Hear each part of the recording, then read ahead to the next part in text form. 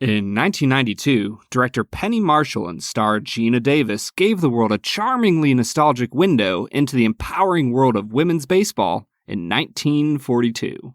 In 2021, the Willett Distillery gives us a sourced bourbon at barrel strength. The film is A League of Their Own. The whiskey is Noah's Mill. And we'll review them both. This is The Film and Whiskey Podcast.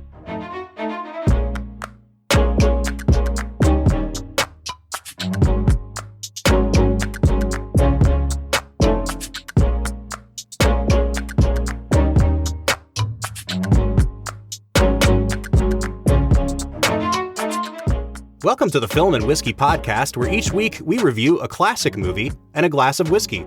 I'm Bob Book. I'm Brad G. And this week we are looking at the 1992 film, A League of Their Own. Brad, we are back for the second episode of season 4. I'm feeling good, man. Dude, I feel great. I feel like we're kicking off this season strong. I have a new child in my life that is just the freaking best. Like, life is pretty good, man. But yeah, I mean, the pandemic and stuff, but also new child, everything's going well, season 4 of this podcast. So I feel like we are providing like some cosmic balance here. That is my goal every day of my life. That's the goal of this podcast, bringing balance to the universe. to the Force. Yeah, exactly. So last week we did Lord of the Rings, The Two Towers. That was a long-ass episode, Brad, but I thought that was one of our best ones ever. And I think we might even top that one today, because we have our first guest hosts of the season today. We're joined by Abby and Elena from the podcast Bourbon and Blondes. Abby and Elena, how's it going? It's great. How are you guys? You guys did such a good job of just letting us go through all that spiel. I was afraid we lost you for a minute. No. We're very quiet. The only time I ever interrupt spiels is when Elena can't speak. Yeah, which is 9 times out of 10. So that's actually what our whole podcast is. Oh, this is great. You're going to fit right in here. Yeah. So I was going to say, we are so excited to have you guys here. Why don't you guys give our listeners just a quick overview of what you guys do over on Bourbon and Blondes? It's a great question. Elena, do you have an answer? Short version. So, which I'm not usually good at. So I'll give you a little bit of background. Me and Abby met about a year. 2 years ago? 2 years ago. Mm-hmm. Yeah. I don't know. 2020 didn't exist, so I almost missed that year. That's okay. Yeah. But yeah, about 2 years ago, we met at a salsa club. She came in Abby came in like a bat out of hell, for a friend's birthday party. I was like, who is this chick? She's hilarious.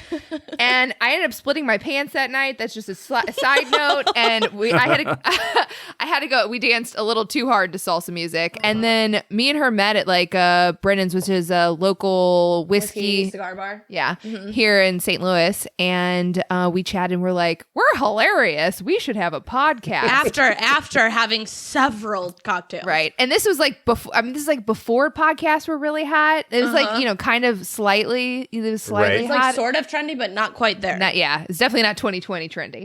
But yeah, so we started a podcast. We're going up on season 3, and our concept behind the podcast initially and still today is we felt like there weren't a lot of women in the bourbon industry in our experience at the time, and we were kind of the only two people that we were sharing a glass of bourbon with. It was very rare for us to come across a lot of a bar full of women drinking whiskey. Right. Yeah. And so we wanted the opportunity to expand our network and meet more women who like bourbon and whiskey, and kind of have the opportunity to have, conversations about, we want to be entrepreneurs and we want to expand the business, and other women who have kind of the same goals and wants as us, and also the same struggles as us in career and life. And Yeah.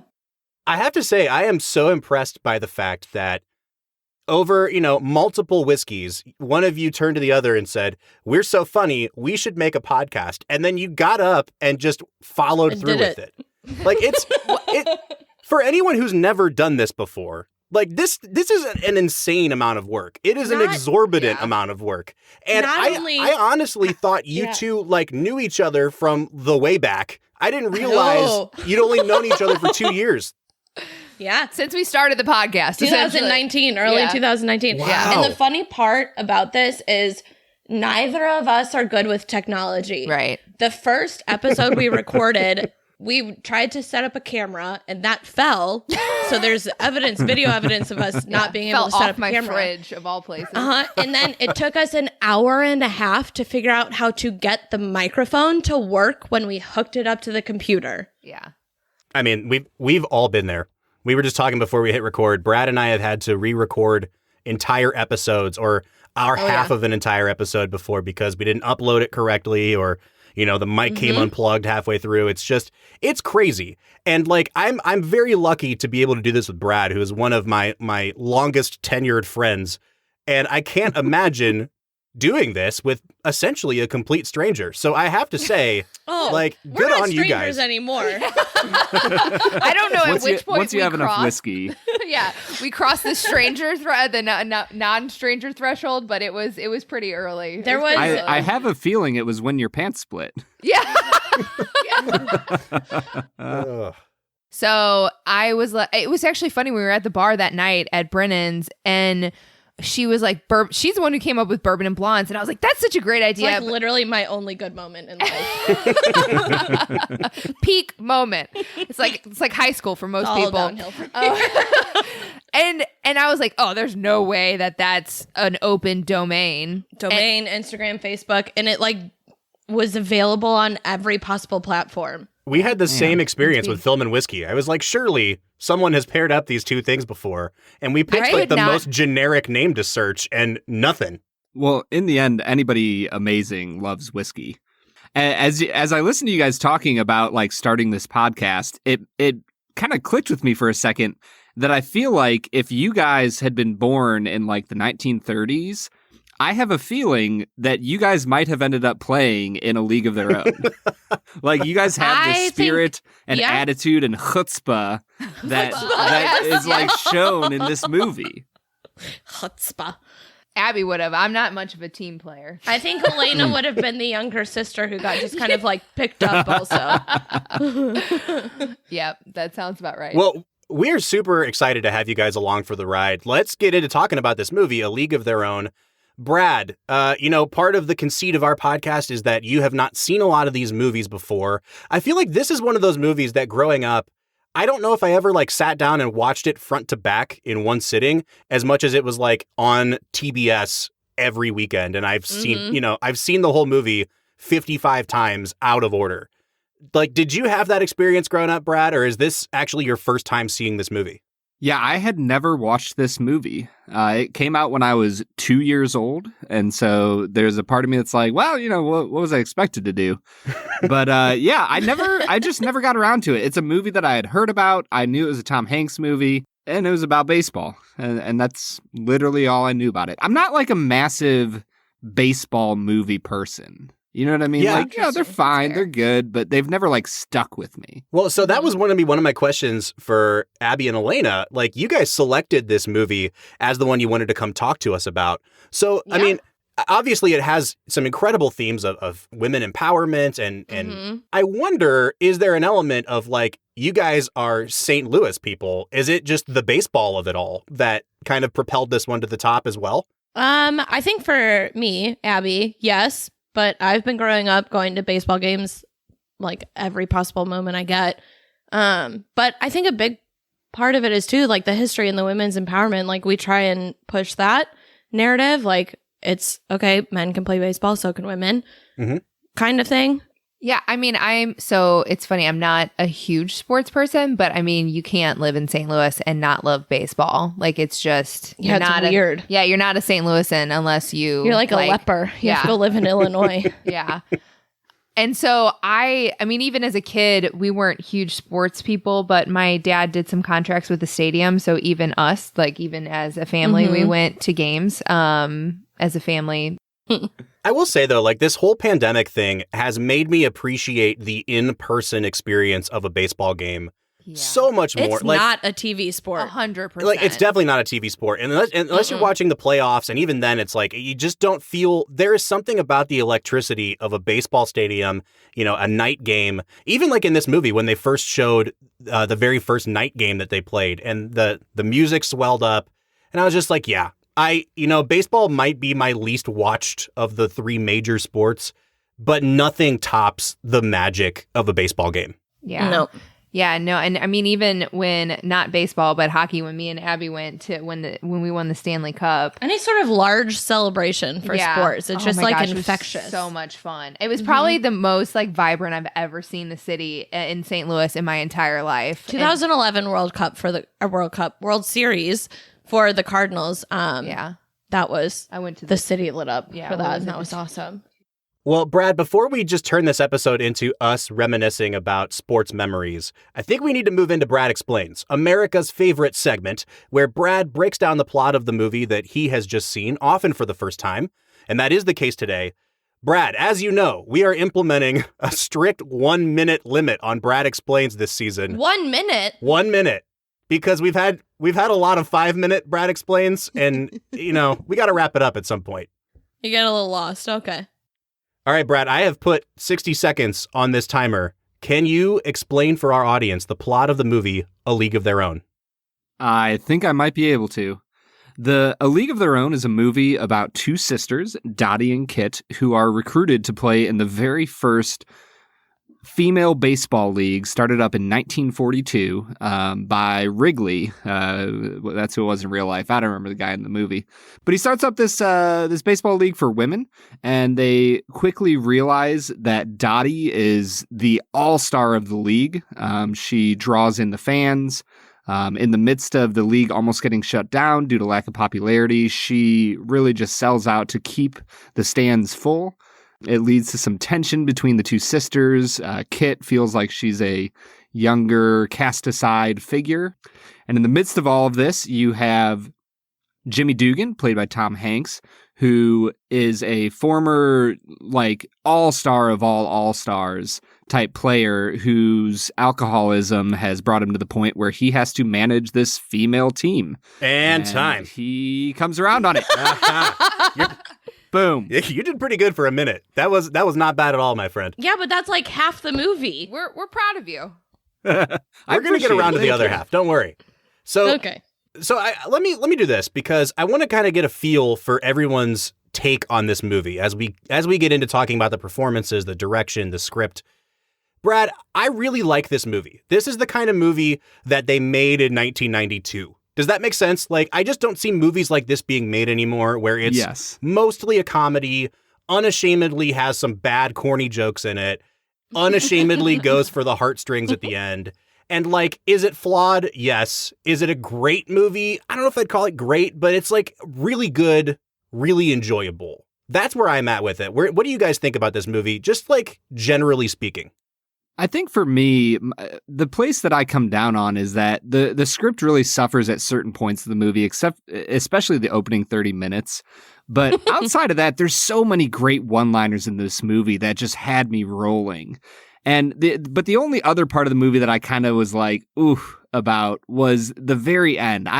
For some reason, for me, the flash forward to the future just felt so 1992. Mm-hmm. Yeah.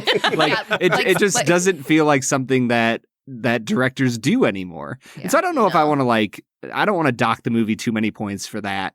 It's just something that I don't really care for a ton. But other than that, Bob, it has great acting. Tom Hanks is phenomenal in this movie, and I wouldn't even call him the star of the film. Oh no, he's definitely Gina Davis is a commanding performance in this movie. I just can't get over how great she was.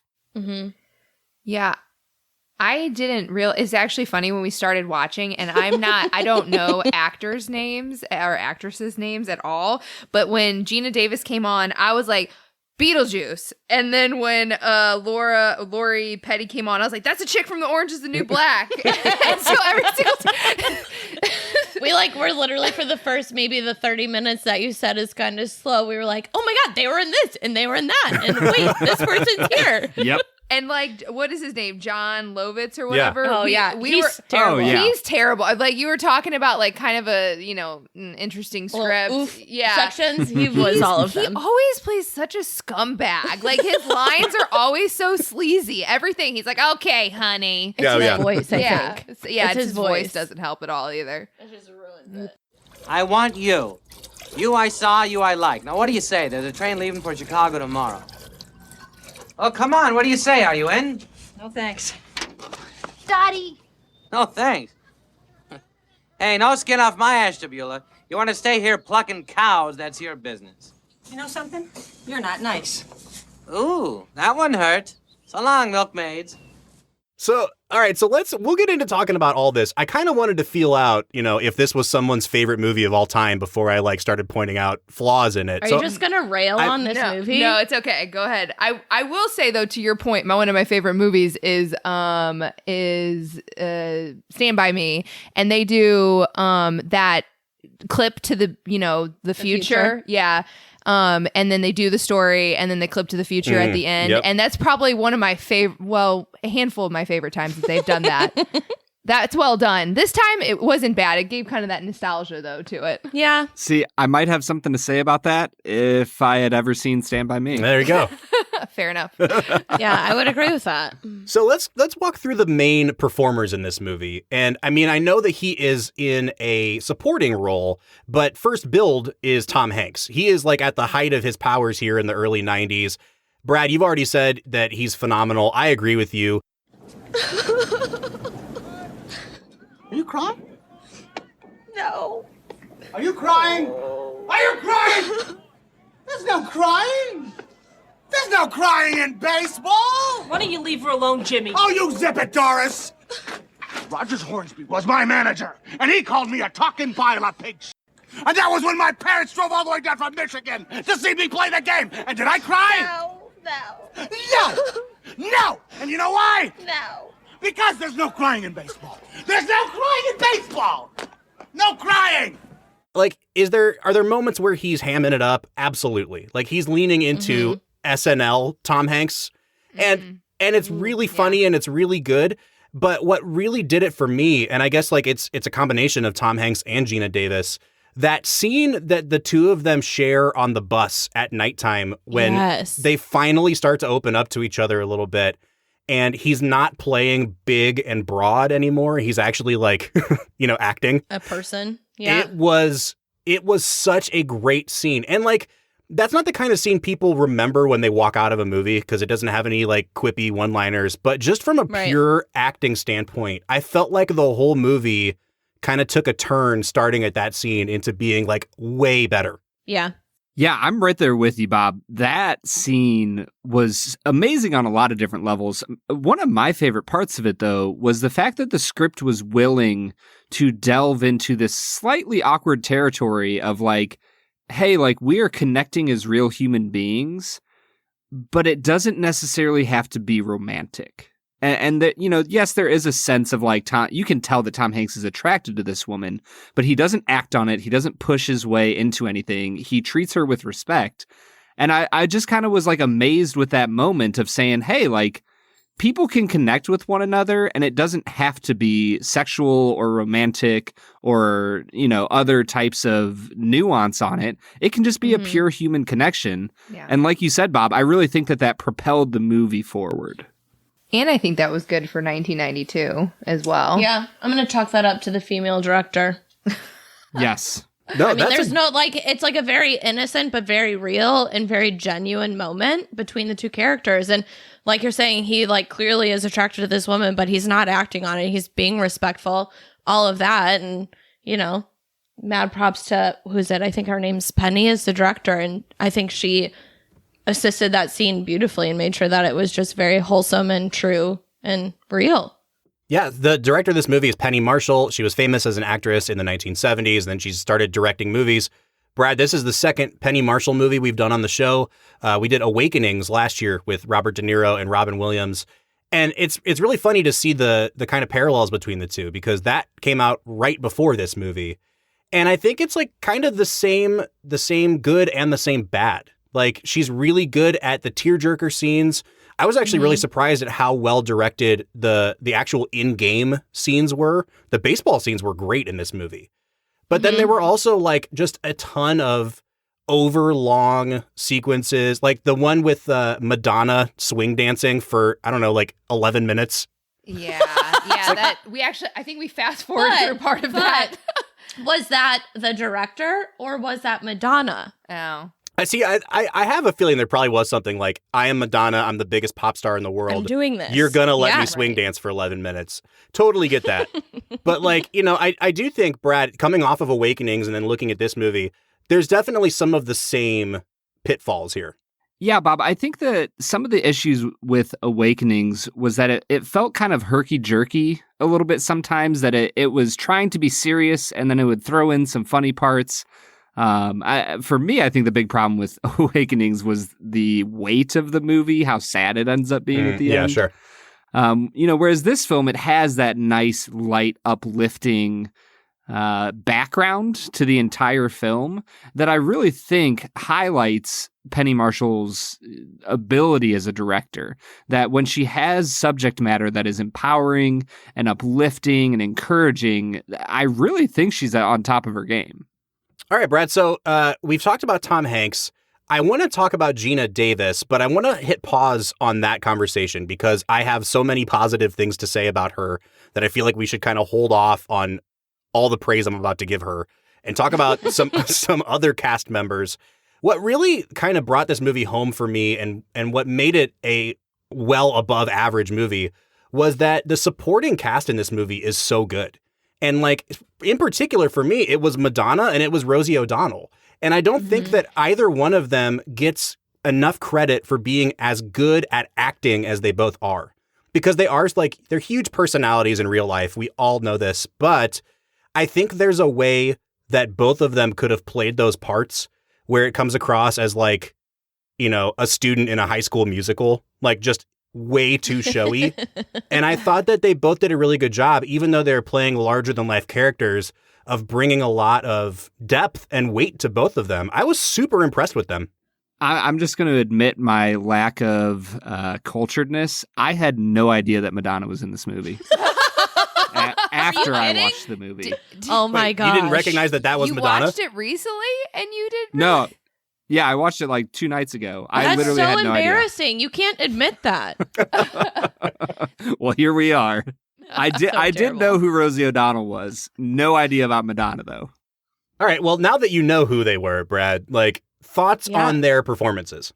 Honestly, I think every single one of the supporting characters on the baseball team was almost perfect. Like, they fit each of their roles super well.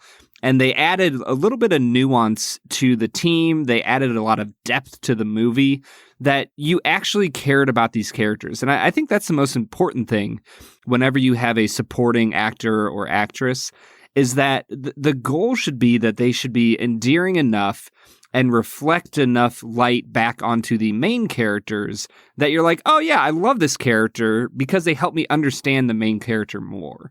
And when you watch Geena Davis interact with all of the other ladies on the baseball team, you just see her kind soul just be laid bare. And I just love the way that their performances interact with hers. Yeah, I agree. I think they definitely played well together, and especially how like vast the personalities were. All right, so I'm gonna spoil or give away my secret here. The reason I wanted to hold off on talking about Geena Davis is that so we can have something super positive to talk about at the end of our segment here. Because, Brad, if there is one person that I did not care for her performance, it was Lori Petty as Kit. And I think part of it is because I had no sense throughout the entire movie if she was supposed to be 9 years old. Like, just the way she played that character was like, you are clearly a grown woman. And I understand that, like, you're the kind of feisty younger sister and you're jealous and why is she always getting the credit? But she never stopped playing that character like she was under 10 years old. And after a while, I did not like that choice. Kit is the freaking worst. Oh, no. Just as a character, she's awful. She's the worst. So it's Yes. funny you say that because the minute I saw her, and she's a lot younger in this than she was Orange is the New Black, because she they played her, I don't know if you guys have watched that, but they played her as a very much like older, probably in her, I don't even know how old she is right now, but like they played her as like a 50s, maybe 60s is a little too much, but in Orange is the New Black, they shaved her head, they gave her gray hair if she doesn't already have gray hair. So when I saw her expression in this movie of League of Their Own, I was like, oh my God, this is a chick from the Orange is the New Black, without even hearing her voice or her face. And sadly, I think she's one of those people that play the same exact part in every single thing that she's ever done. Yeah, where she's just like over the top, because she plays in Orange is the New Black kind of this like childish, mentally unstable, quote unquote adult that acts out a lot and stuff, and that's what I saw in this movie as well. And so I think she's very much so probably plays the same exact part in a lot of different things. So what I this is my perspective. So we have to put this in context of the time period it was written for, right? So it was written for the early 1940s, and I think that yes, I would agree she plays the 10-year-old younger sister who just like is whiny and crabby and doesn't grow up. But I think that in theory, the youngest sister who hasn't been married off, who hasn't been forced to grow up, the parents and the older sister have taken care of her in the early 1940s, I think that personality almost fits. That's interesting. Yeah. That's a good point. It's a 1940s time period piece. And at that time, you didn't grow up until you were married and had to manage a home. Yeah. And that sister already kind of Don't get me wrong. It was irritating. I didn't like it, but I think it fit. Yeah. Well, and I think that's for me. I'm right there with you. It's irritating. And the reason it's irritating is because it feels like it's forced. And the reason it feels forced is because at the end of the movie, when she has beaten her older sister and they win the World Series, it's like a switch just gets flipped. And all of a sudden, she's just nice and gracious and calm. And, well, you're my sister, and I love you now that I've beaten you. And it just feels like the script could have done her a better service. Maybe it was her performance. Maybe it was a little bit of the direction. But yeah, I'm kind of right there with you, Bob. From the way she was written to the way she was acted, I did not care for Kit at all. And that carries us over to Geena Davis so that we have a palate refresher here before we go into drinking our whiskey, because she is so freaking good in this movie, Brad. And it's one of those things where like I watch this movie and I just wonder why things didn't work out differently for Geena Davis in Hollywood. Like, she was clearly a big star. She had like, star power at this point, coming off of movies like Beetlejuice. And the year before this was Thelma and Louise, a huge movie. She does this movie, and then it's like she tries to make a romantic comedy, an Oscar-y type movie, and something else back to back to back. And then she does this movie in 95 called Cutthroat Island, which is a pirate movie, which is like notoriously one of the biggest bombs in the history of Hollywood. And then her career is like done. Like she does a daytime TV show. Like she has her own show for a while.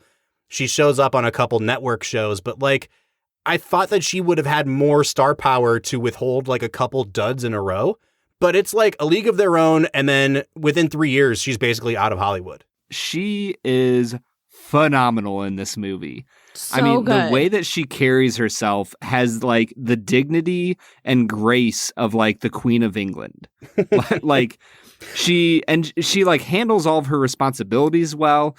And yet, at the end of the movie, you realize that she's not going to just fit into the stereotypical what you would expect from a 1942 woman. She's going to say, you know what? I care about my passions, my passion to play baseball, and I'm going to pursue it. I'm going to come back. I'm going to play this last game. And then I'm going to make the choice to go back home and be with my husband and have a family and kids. And like the way that she takes a hold of her own life I just think is spectacular.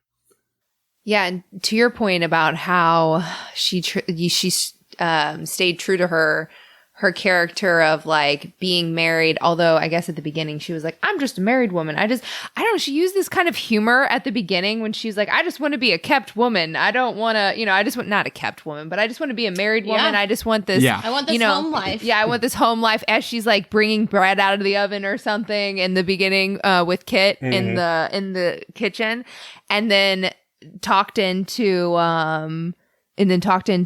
being in the league. And then I kind of liked a little bit of like the stand they made when they went to go recruit, when they made the pit stop to recruit the one girl, and then they weren't going to recruit her. And then she kind of stood up, to him and said, like, well, why aren't you going to? But I liked how she had that strong character, but also used like a really kind of, a little bit of a dry humor in a lot of the jokes too. Like there was a little bit of humor underlying all of her lines. But yeah. To circle back on like her career stall, as you guys were touching on a little earlier, like she made this movie and then it kind of like falled out. So after this movie was produced and released, she turned 40. And so in 2016, she did an interview with a magazine. She's like, when I turned 40, all of the offers dried up. Wow. Everything went away. I made one movie in my 40s.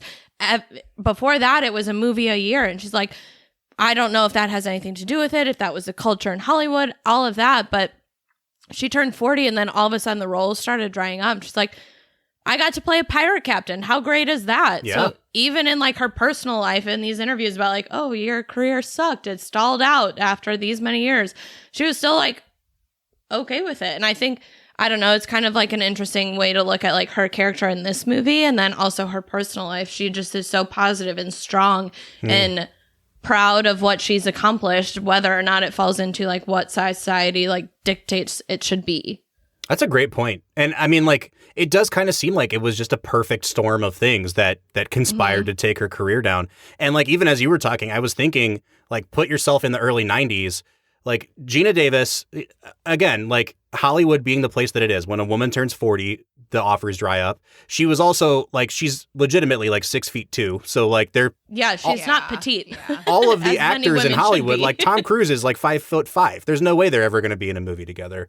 She'd have to be the lead. Exactly. And then if you think about the fact that, like, this is peak Julia Roberts. And in a place like Hollywood, there's only ever room for, like, one stereotypical kind of person. And, like, Julia Roberts was the redhead in Hollywood at that time. And, like, it really, really sucks that is how Hollywood thinks about things like this. But I would almost guarantee you that Geena Davis probably lost out on a number of roles to someone like a Julia Roberts. I mean, it could be agents, it could be age, it could be looks, it could be, you don't know. I mean, Julia Roberts killed it at that time period. So did Geena Davis. But, you know, it's gotta be tough. So apparently Geena Davis has a organization called the Geena Davis Institute on Gender and Media. Wow. And she saw an increase in roles during the 2010s. Good for her. I mean, look, if you got to start your own institution to get roles, do it. Yeah. Go for it. Go crazy. Listen, we are hashtag Team Geena on this podcast. I 100%, will gladly she's support amazing. whatever she wants to do. Like, right? She knocks it out. I was going to say knocks it out of the park. Haha. Hey. Basically. Hey. She does. She knocks it out of the park in this movie. Guys, I'm so excited to continue talking about this movie. But we have a whiskey to drink as well. So what do you say we hit pause here and we try this Noah's Mill?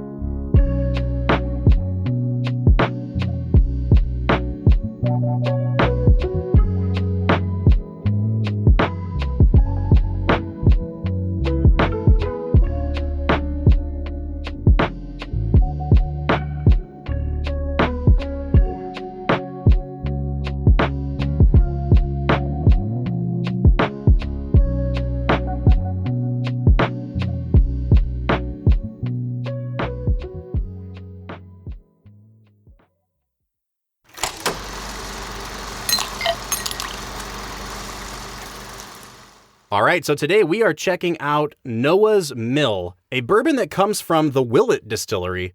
Brad, we have had a couple Willett products on this show, at least one. I know we tried the Willett 4-year rye last year. And the Willett Distillery in Kentucky has a really interesting history because basically, like, when bourbon was at its low point, they kind of helped save the bourbon industry. So Willett distills some of their own products, but then they also serve as an NDP or a non-distilling producer, meaning that they also release other products that are sourced from other places. So it's kind of just like a mishmash of things that they make and things that they source. And Noah's Mill is one of the whiskeys that they source. It comes in at 114 proof. Actually, it's 114.3 proof. So we're drinking a pretty high octane bourbon here today. Apparently, it used to come with a 15-year age statement on it.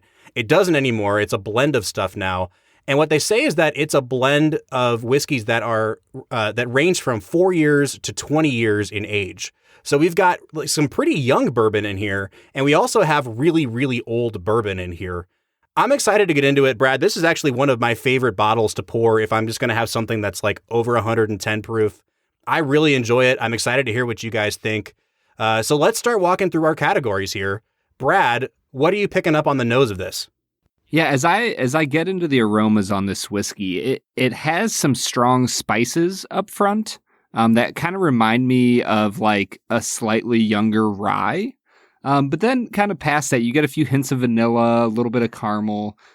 Overall, though, it's not like a super complex nose that I'm getting. But it's intriguing at the very least. I'd probably give it like, I don't know, like a 7 out of 10, I think.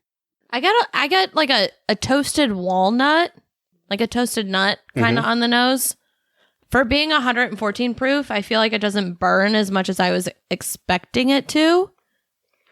Yeah, I think it's approachable. I feel like it's definitely good for this kind of weather. Like we have like winter bourbon. Yeah, winter bourbon. It's not too much heat on it, especially for the proof.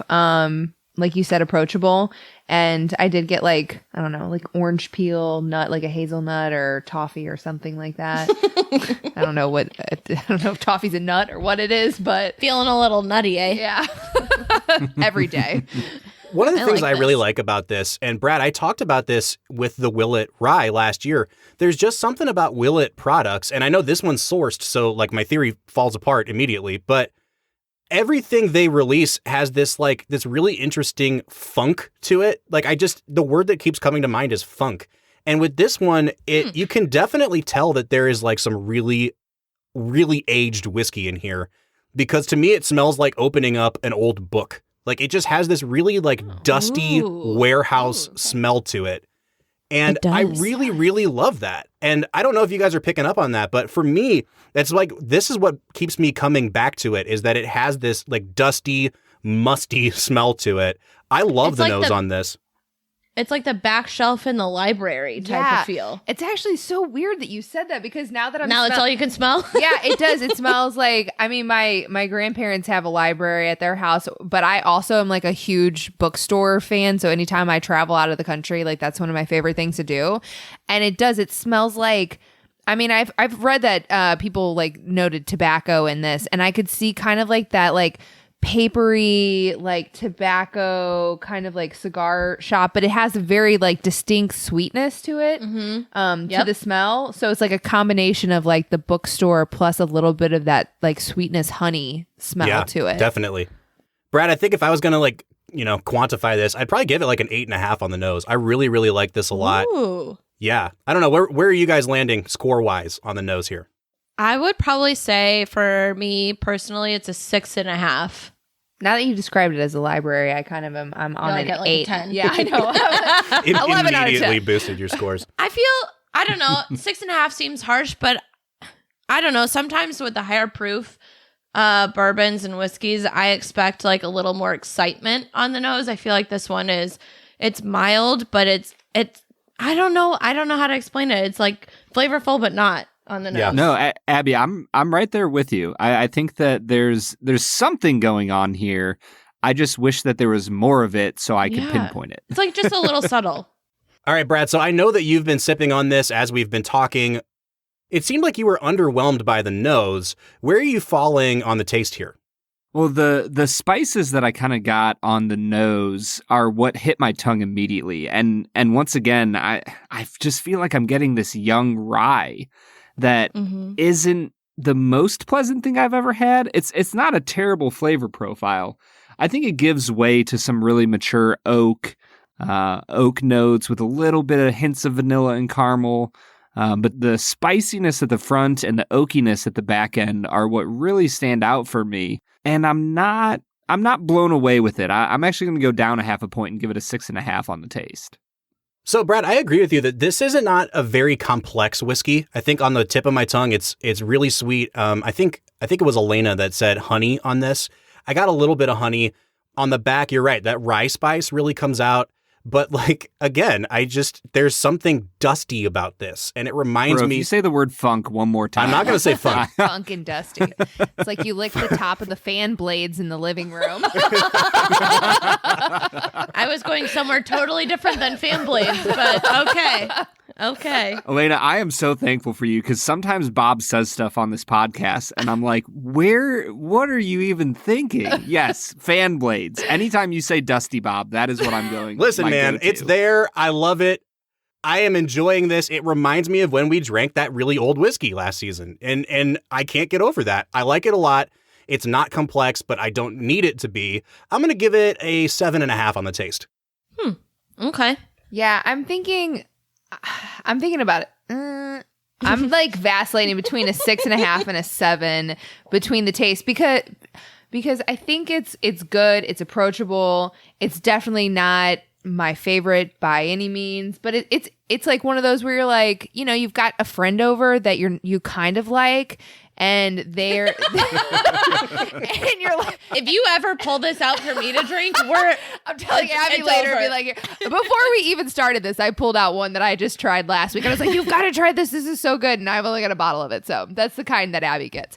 But yeah, this would be like one of those that you pull out where you're like, I'm kind of coming to the end of this or maybe mid and I need to give it to friends. Like, it's not bad. I will drink it on my own if it's like the last few bottles I have. Mm-hmm. But it's like not. They're going to pretend to enjoy it and actually have no idea what they're sipping on. Yeah. But Nice. it's definitely not one of those that I'm going to be like super excited when I haven't drank for 4 days and the first thing I need is a glass of whiskey. Mm-hmm. It's not the one I'm going to go for at all. Yeah. I'm going to stick at my 6.5. I think I'll stick there too. Okay. All right. That takes us to finish. Brad, I don't really think this has like a remarkable finish. Like, I actually really enjoy it because it is such high proof. And it doesn't burn very much going down. Like sometimes we drink these, especially like in this range, 114 proof. When we got like Old Granddad 114, I could not stand the finish on that thing. This one's really pleasant. It stays sweet on your tongue after you swallow. It gives you a nice little hug going down. I have no complaints. I don't think it's great, but it's definitely not bad. I'll give it a 6.5. Man, that's fascinating. The finish was actually the one thing I kind of liked about this whiskey. I think the Kentucky hug is really beautiful. I think that, like you said, for the proof point that it's at, it's approachable in the way it finishes. And for me, the only time I got some semblance of like unique flavors on this whiskey was at the finish. I felt like I got a little bit of like a dark chocolate, coffee-y kind of cocoa type of flavor as it finished. And like I said, other than that, all I got was some spice and oak, and that was about it. So for me, I think I'd give it about an 8 out of 10 on the finish. Yeah, I would say about a 7. I mean, I kind of echo what you guys are saying. It's like, it's not... It's a decent finish. It's not really exciting. Honestly, I was going to put it at a 6.5, but I put it at a 7 because for the proof, it is like a slight bit of heat, but it's very approachable. It's probably something I would tell somebody that if they wanted a high proof that isn't super into bourbon or just like Figuring it out. Yeah, it would be like something I would recommend. What about you, Abby? I think I got to bump it up to like a 7.5 or 8. In my opinion, this finishes like a dry red wine. And for some reason, the whiskeys and bourbons that I like, it has to finish very dry or it has to finish very oily. And it's got to be like medium to long. And I think this one fits the medium dry finish. That's a great note. All right, and that takes us to balance. This is where we kind of compare the nose, taste, and finish all put together. Like, was it a nice, cohesive experience? Did something stand out in a bad way? Brad, how would you rank this in terms of the balance? Yeah, it's a 6.5 for me. It's a decently balanced whiskey. It finishes a lot stronger than it starts on my palate. Overall, it's fine. There's not much more to say about it for me. It's just it's fine. It's decent. Fine. I love it when I clearly like something more than you. Because I'm it's so you obvious. can tell that I'm like trying to pull it out of you, and I'm like, yeah, but this thing. No, I actually really like this. I think it's just solid all the way around. I do think that the nose and taste were a little bit better than the finish, but like nothing stood out in a bad way. There were no off smells or tastes in this thing. I think I'd give this like an 8 out of 10 on balance, Brad. I don't know. I feel like the nose and the taste are so kind of like, I don't know, par for the course, in my opinion. And then the finish was kind of like where I enjoyed it. Mm-hmm. So for me, it's not balanced throughout. So it's sort of hard to like, I don't want to like fail it because it's an enjoyable pour. It would make a fantastic cocktail. But in terms of balance and sipping it neat, I gotta go like a 6. Yeah, I think mine's about like I'd say a 7 for the balance. Like it's 7 to me is like, it's not super exciting. It's not terrible at all. I would say if somebody was like, have you tried this? I'd say, yeah, it's not that bad. Yeah. You know? So I think it kind of, everything coming together, would rate about a 7. Yeah. Well, this is where I think a couple of your scores are really going to nosedive, because our last category is value. Now, like if you were just, trying to base the tasting experience on what's in the glass, you can take our first 4 categories and work from there. But Brad and I are, poor post-college, post-grad school students. And like value means a lot to us. I would rather spend $50 on a really, really solid bottle of scotch than chase, something that's allocated for $250. Yeah, big time agree. When it comes to Noah's Mill, this is pretty readily available. It's actually not sold in the state of Ohio, and I don't know why. I picked this up just over the border in Kentucky. Brad, this comes in at $57.99. At least that's the price that I bought it for. I've seen it online as cheap as $49.99. But it looks like that 55 to 57 range is pretty much the average, which would put this right in line with Old Forester 1920, which we drank last season. And that was pretty much the same proof as well. So I think that's a really good comparison point. It sounds like you are not going to think this is a good value, Brad. Where are you falling on this at $58? $58. That is a lot of money for a whiskey that, honestly, Abby, I think you said it best. Like, it's solid. I'm going to drink it. It's not a bad whiskey, but there's nothing about it that, like, overwhelms me enough to pay $58, $59. So for me, I think the value is a 4. It's not the worst whiskey you're going to buy for $60. But I think there's some other opportunities you have out there, like a Wild Turkey Rare Breed, to spend $40, $45 on something that I would say is a better whiskey. I don't know if I would purchase it for myself. I tend to really enjoy buying like daily drinkers in the $40 to $55 range per bottle. But for high $50 range, it doesn't pack the fun that I want to have in a pour of bourbon. I but will it packs say, the funk. right? Okay. The funk and dust. I will say this though. If you are going to a party or someone's housewarming or you want to give a gift, the appeal and the coolness, the cool factor, I guess we can call it, of this bottle, I think that the value in this bottle is being able to gift it to somebody. But that's like a whole different kind of value. Like I would love to give this to a friend who just bought a house or a friend who just got a new job kind of thing. But probably gonna go 7, probably, because it's kind of fun, great finish, good to give a gift. Well, since I'm incredibly stingy with money, This has no value for you. Yeah, I would not. I would almost say if Elena tasted this and it's over $40, she'd be like, "Oh, absolutely not." No, I almost say this to me is a 4 or 5. Like I know that's so bad, but like there's so many other, 40, 50, 60, let's just say under $60 bottles that I could think of off the top of my head that I would go to before buying this. And I'm very big. So I went to Willett. Me and Abby have been to Willett, and before me and Abby went, I went and did the tasting. Stop. It was last week. Just last focus year. on voting your value. I can't know. reminisce right now. I know, but I tried this, and I remember thinking, I was like, nah, and it definitely not for in the The price $50 point. Yeah, the $50 mark. Well, and Yeah. especially if you're bumping it up against Old Forester 1920, there's Yes. no competition here for me. I love Old Forester. So I'm gonna be the contrarian here then and say I actually like this better than Old Foe 1920. Oh, interesting. But not get as a outta here, daily bro. drinker. Like, I think the reason I like this so much is that you can tell that there's 20-year-old bourbon in there, and it's because Okay.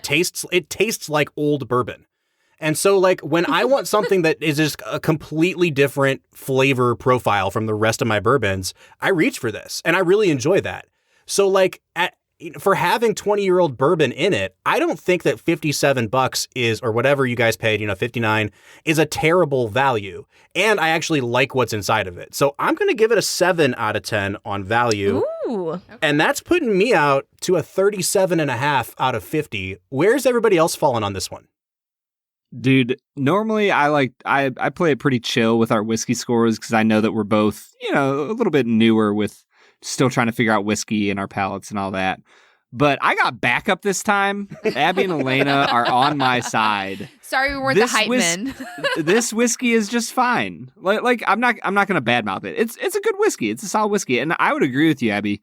This is a cool whiskey to like tell the story of, to talk about how Willett helped save the bourbon industry, and it'd be like, hey, yeah, this is a really good like $60 bottle of whiskey. But in the end, it's just fine. It's just an okay whiskey. I'm coming out to a 32 out of 50. So, it's not like I'm sitting here at like a 23 or a 24 out of 50. Like it's fine. It's good. I just think you need to rein in your horses. You need to hold up at second, Bob. That's what you need to do. Okay. Okay, so Elena and I are in the middle of you guys. So I had a 34 total and Elena had 32.5. All right. There it is. So if you average out me and Brad, we're coming out to a 34.75, which is like just shy of that 35 mark, which is where we typically start recommending you buy a bottle. And Brad, it actually sounds like you liked this better than you think that you did, because you weren't that far off from this. So I have to ask. It sounds like you're trying to Are you make trying to my stretch opinion it? that you should buy it. Well, then let me ask it this way. Would you recommend trying, and would you recommend buying? I would 100% recommend trying. If you can get a dram of this at your local bar, go for it. Like, it's a solid whiskey to mark off your list. I don't think I would recommend buying an entire bottle of it unless you're going in with a few friends, and you were just like, yeah, there's 3 or 4 of us. We're each going to pay $20 and call it a day and enjoy a good bottle of whiskey. But buying it for yourself, for your own shelf, I don't think I would. Like if you get extra money on your tax return, maybe. See, still other bottles I would buy before this. I've honestly got $70, $80 bottles that I want to buy before I would Approaching this. Yeah, before I would do this. Yeah.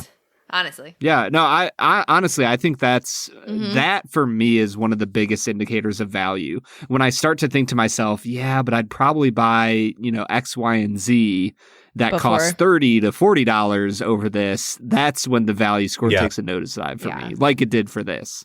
All right. Yeah. Well, that has been Noah's Mill. We would love to hear what you think about this one. If someone out there in the universe is on my side, please write in and defend it against Brad G and the ladies from Bourbon and Blondes. Or keep it to yourself. Yes. No, that's hateful. I don't mean that, but like tell us first so that we can prepare an argument. Yeah. All right. We have an episode to wrap up. What do you say we get back into talking about A League of Their Own? Let's get to it. Let's do it.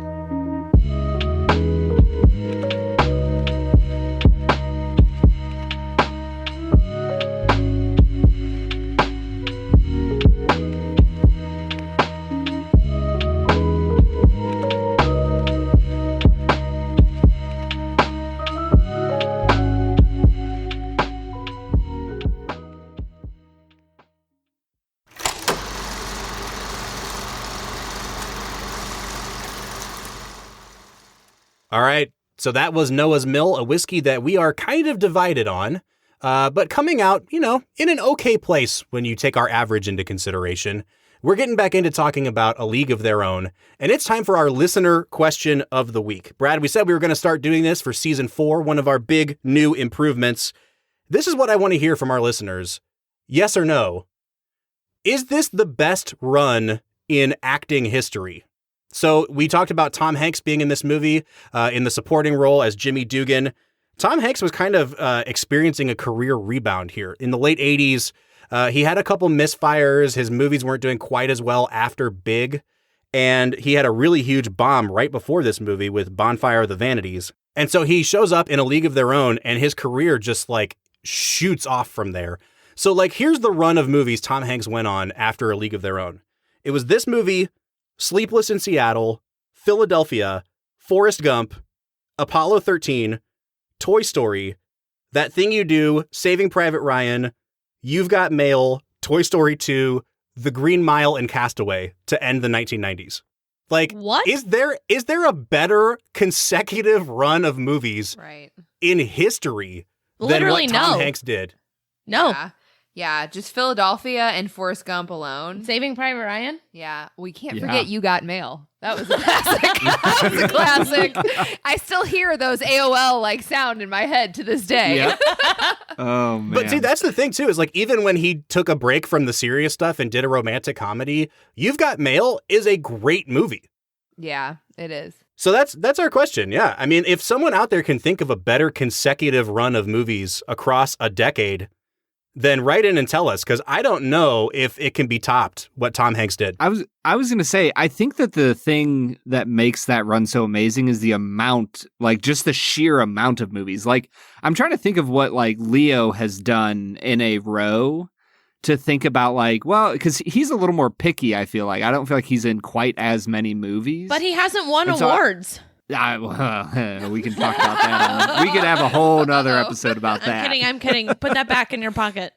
But honestly, Leo is the only one that I can think of that consistently puts out just super high quality performances.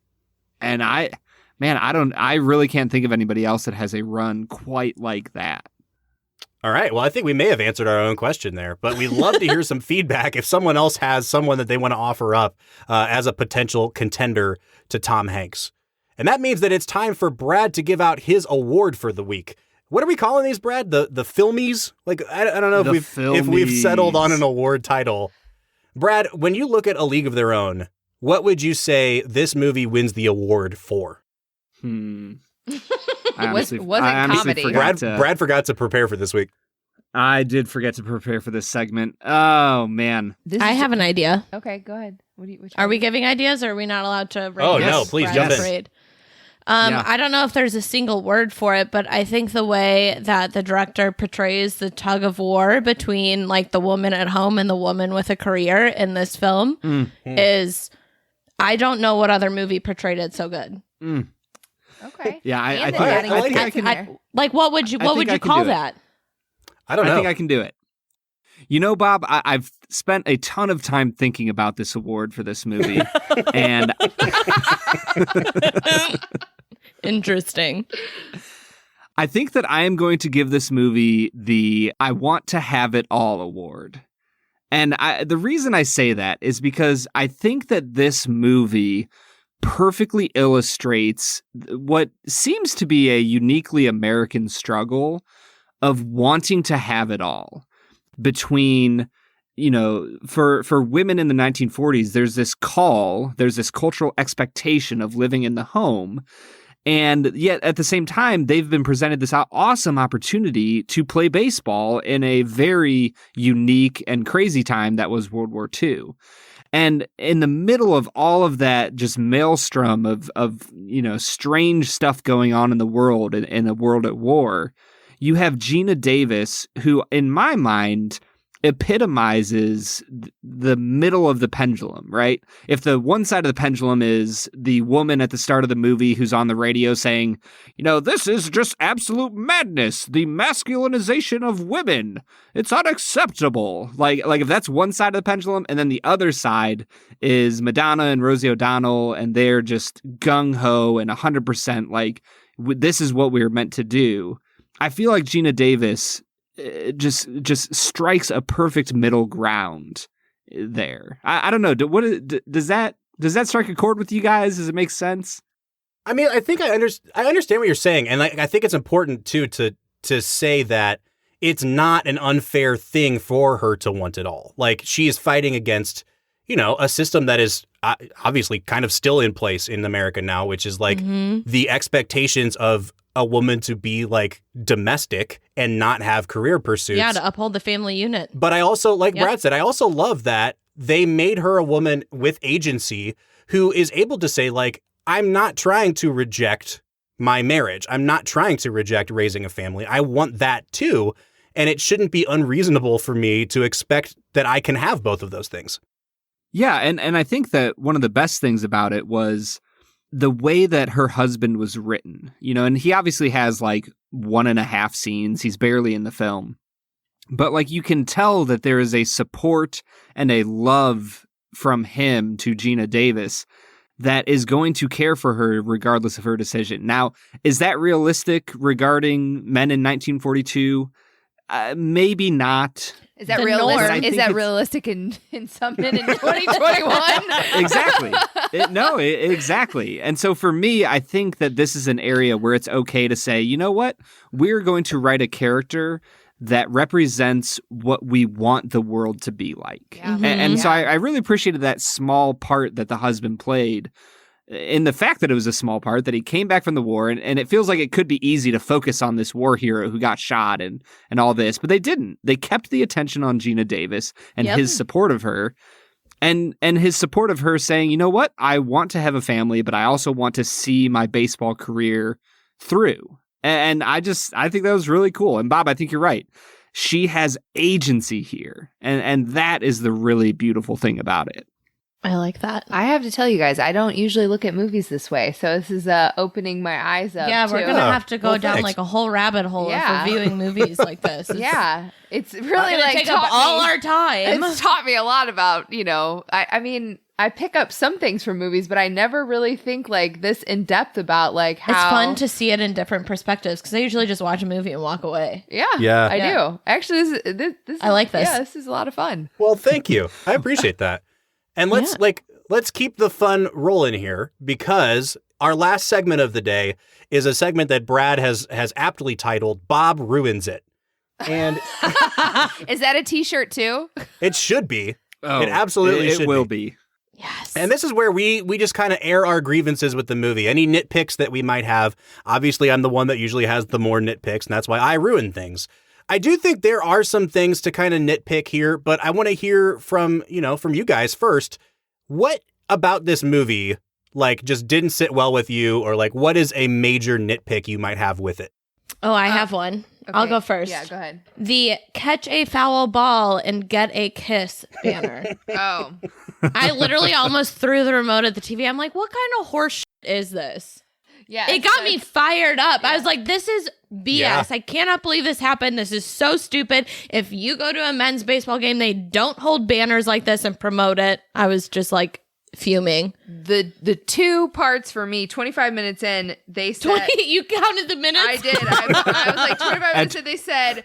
It was the woman announcer when they were out on the field doing tryouts. She goes, "Which one of you can be the most masculine?" Yeah. and I was Rude. like, I was like, okay, Rude. yeah, f off. And then when the chick asked to bring her son on what do you call it? Yeah, on the bus on the because her bus. husband wouldn't want the kid at home. Yeah, because it was very difficult for him while he was like finding a job or something. I Yeah. forgot what he was doing. He wasn't even like working or anything. He was like, I'm trying to find a job back home and it's too stressful for me to I can't try to have the child. Here's the funny thing that I would've. just realized. Our grievances are not about the film or the acting. It's about- or I was going to it's say, about, like, yeah, like that, these all seem like things general. that really happen. Well, It's like, that's BS. We don't like that. And like I'm sure your grievances and nitpickingness are about like the directing or the acting, and we're just like hating on everything.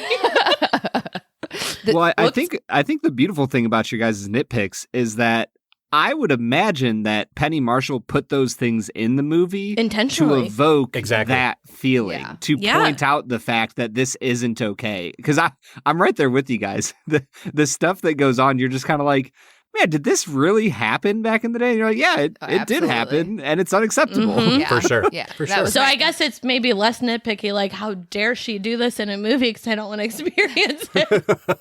But I think it's like it that was a normal thing for our parents to have those gender roles. And so it's interesting now to really start pushing back on that. It was very timely for the 90s. It was actually kind of early for the 90s. It's when Absolutely. women started working Yep. in the workforce in like the 70s and 80s, really. Especially in professional sports. Yeah. Yeah. I mean, It was always there, but it never really became like a thing. realistically, like women's sports is still not respected. Like Well- women's basketball, which is amazing, it is still not respected to this day. Like So true. so many people laugh at women's sports, which is unfair. But yeah, So your guys' nitpicks, what I was are just going they? to say, let's hear it. now I just feel like mine are just like, I'm just nitpicking like dumb shit in the movie. And you guys are like, No, but we societal want- problems. we- Like, We value your opinion. Please share. Brad, what are you coming up with on nitpicks here? Oh man, I think that the opening like 30 minutes of the movie were just flat out bad. Yeah. like Gina Davis was good, but other than her, Yeah. like I don't know, the first 30 minutes just didn't work for me. I don't know if I could pinpoint one thing, but it was a struggle, man. Yeah, It's man, kinda I'm with you. clunky. It really was rough. I think the script was bad. I do have a couple nitpicks, and they really are like nitpicks. All right, so towards the end of the movie, they get into the playoffs, right? Like they pull Kit from pitching and they put somebody else in, and then they make the playoffs. They don't play another game, and they trade away Kit, and she's like, "I'll see you in the World Series," and then we're like in the World Series. Were there only 2 teams in the playoffs? Like how There were how 4. small There were was this 4 in the baseball league. There were 4 teams in the league. That's it. Is that what it was? There was only 4 teams? Yeah. Oh, see. So the playoffs were the World Wow. Okay, so that answers my question. I was honestly like, okay, how small is this league? It was really only 4 Tiny. teams. Yeah, that's the kind of league I could be I mean- in, where I was only up against 3 other teams. All right, my second thing was this. You could kind of tell which actors played baseball or like had athletic ability and which ones didn't. If I have to nitpick my girl Gina Davis a little bit, like she can't really swing a bat. You know what I mean? Like she looked But she's kind the of catcher. uncomfortable swinging that bat. And some of them were like very clearly good baseball players. Like even when Tom Hanks was taking batting practice at one point, and I was like, oh, he probably played baseball growing up. He has a really good, comfortable batting stance. Gina Davis, like you can't stand straight up and swing that bat like that. It doesn't work like that. I mean, to her credit, most catchers have terrible batting stances. And second to that, she's like 6.5 feet tall. That's true. However she's she so stands tall. is gonna be awkward. Yeah. What does the I don't strike zone know. look like on Gina Davis? That's the real question here. Like, Anyone would be a good pitcher, I think. all right, my last nitpick is this, and is kind of, it kind of illustrates again the societal things you guys were talking about. I just thought it was so funny, unintentionally funny, at the end of the movie when the guy gets up and he's like, "We are so excited to induct you as the first women in the Baseball Hall of Fame." And the way they show it is like, it's clearly at the bottom of 2 escalators, and they're like in the basement of the Hall of I Fame. didn't even notice. And I was like, oh my gosh, like, we're so excited to have you, but also we're going to put you Yeah. in the basement. Hey man, maybe it's like the St. Louis Arch Museum. You got to go down the escalators. Oh my and the whole gosh. museum's underground, and The they're, good maybe they're at the stuff's at the front of the bottom. museum, Bob. I don't know, man. I think it's very obviously like a reflection of what they actually think, that they put them in the basement. I was offended for them. I mean, you're not wrong. Yeah. What is it? Dirty Dancing? No one puts baby in the corner. No one puts Gina in the basement. Yeah. Rude. It sounds more like a Silence of the Lambs thing. Yeah, I don't know if I want to. That's not going to be a t-shirt. That could be an interesting creative one. All right, so as we wrap up today, Brad, here's what I want to do. I want to get everybody's final score on this movie, but also hit me with your favorite quote from the film as you give your final score. Final score of, oh gosh, the movie. Out of 10. Yep. Yeah, no, it would probably be a 6. Wow. Just given the fact that I'm not a huge sports person, I do like really what makes this movie for me. It would be the feminist women, like empowerment undertones I can appreciate. But I have a tendency to very different movies than this. This would not be my go-to genre, or especially Plot. with plot, anything. I mean, the classic quote in there, I'll be the one to say it, there's no crying in baseball. Yeah. That's let me tell you a funny story. Iconic. Yeah, I was messaging with somebody and they're like, they quoted it because I was saying, oh yeah, me and Abby are on a podcast and we're reviewing this movie. And they're like, there's no crying in baseball. And I literally go, oh yeah, that's where that quote's from. Right. Oh, boy. no. Yeah. Okay, so favorite quote. Your country needs you. I don't remember exactly who said it, but it was a very weird situation, and where I think it was maybe the scout was looking at Gina Davis and was like, your country needs you to play baseball. I just thought that was funny because it's literally people are dying at war and you're concerned about Country needs you to baseball. play baseball. Love it. Cool. Great. Noted. And then final score on the film. I'm a sucker for baseball. My economic theory papers in college for my degree were written about sabermetrics and baseball. This is my thing. Huh. I'm giving it an 8.5. No wonder you picked this movie. Oh man, Bob, I really love this movie. There's a few rough spots here and there. I'm not a huge fan of the way the movie ends, but overall, it's full of classic one-liners. One of which is my absolute favorite is when John Lovitz is sitting on the train and the dude's telling him about all the sales he made, and he goes, "Boy, if I had your job, I'd kill myself. Let me see if I can go find a pistol." And he just gets up and walks away. Oh my That's gosh. like me every day at work. Somebody IMs me. But I actually have that job. Oh no. Man. Yeah, there was something about that line that I literally had to pause the movie. I was laughing so hard. But yeah, there's tons of great lines in this movie. That's my favorite. I think overall, I'm going to give this movie an 8 out of 10. It's solid. It's fun. I would revisit it many, many more times. But it's just good. It's a classic. There's not much that you can mess up here. Yeah, Brad, I agree with you. I was going back and forth on whether or not to give this an 8 or a 7.5. I think I will land on a 7.5. It's definitely flawed, but it's such a fun, entertaining movie to watch. It does have some incredible themes that still hold up and obviously spark conversation even in 2021. But if we're being honest here, the only quote that I can use is the quote that Tom Hanks says to the umpire. Has anybody ever told you that you look like a penis with a little hat on? Oh my God, what? Did we miss that? Oh, I'm disappointed in us. That's the best line in the whole movie. That's right there with the crying scene. Go back and watch the crying scene. Yeah. Oh my gosh. What can you say to that? It's the perfect insult. So It fantastic. really is, especially for an umpire. Right. I'm going to have to remember that. So on that note, we are coming out to an average of a 7.75 out of 10, but we want to know what you think. So please get on social media. You can find us on Facebook, Twitter, or Instagram at Film Whiskey. Or you can leave us a voicemail. Let your voice be heard on the Film and Whiskey podcast. You can leave us a message on our website, anchor.fm/filmwhiskey. I want to say thank you again to our guest hosts, Abby and Elena. I hope you had a good time on the podcast today. We so enjoyed having you. Oh my gosh, it's been so fun. We had a great time. And we learned a lot. Yes. We appreciate you guys. Take a minute to plug your socials. Do you guys have anything cool coming up on the podcast? We're planning season 3. We are planning some virtual tastings and in-person tasting events. We are at Bourbon and Blondes anywhere you find us, and bourbonandblondes.com. We're probably going to be coming out with things starting in April, so Yeah. keep an eye out. Well, we want to say thank you again. We're going to be back next week talking about the 1967 spaghetti western, The Good, the Bad, and the Ugly. So join us for that next week. But until then, I'm Bob Book. I'm Brad G. And we'll see you next time.